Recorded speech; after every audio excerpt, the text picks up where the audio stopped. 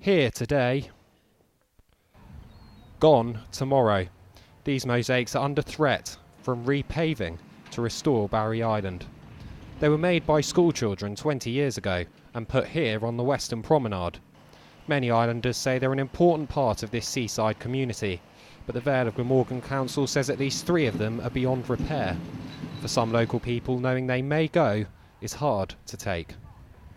It looked pretty. It drew people into the area to look at it because it was a work of art. There's no doubt about that at all. I don't think they could repeat it today, but they could have preserved it. It's as simple as that. And that's what people think on the island. Many islanders want the mosaics repaired and kept where they are, but others say they need to be moved somewhere more sheltered. The local fairground and heavy vehicles have been blamed for damaging the paving and the artworks.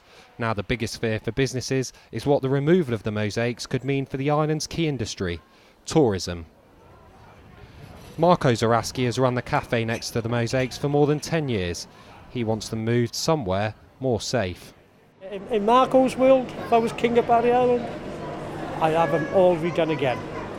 But I would not put them on the promenade because they just could not sustain the abuse that the elements would give him. But it's man-made vehicles. It's man made them, man's destroying them, as they say. This is all part of a much wider restoration taking place on Barrie Island.